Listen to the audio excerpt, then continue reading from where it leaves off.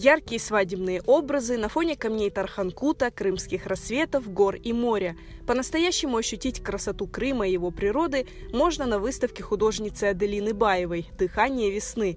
Ее картины представили в Алупке в музее Амедхана Султана. Я собрала такую коллекцию, посвященную крымско-татарским обрядам в свадьбе.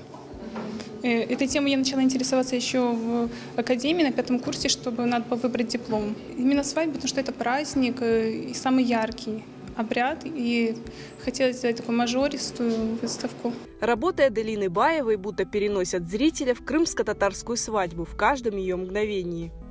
Работа называется «Дыхание весны». Изображено Бахчисарай и девушка, которая в юности еще и готовится, можно сказать, подготовиться к замужеству. Девушка готовит свое приданое, и она вышивает и ткет ковры, и когда она вышивает, и она судьбу в общем программирует. Наги джисы. Это вот девичник. За 2 дня до свадьбы проводится. Это уже свадьба татой.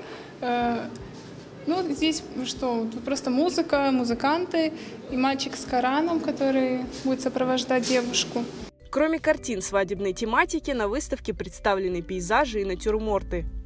Вот на этой выставке представлено более 15 работ, где художница представила наш Крымский полуостров. Крымский полуостров, он уникальное место на Земле. Все работы, они очень эмоционально окрашены.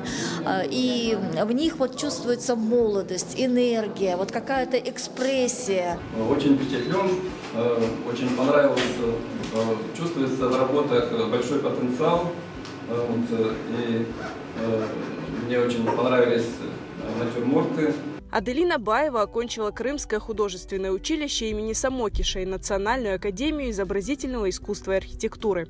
Она участница многих художественных пленэров и выставок. Искусством художница живет с самого детства, ведь родилась в творческой семье.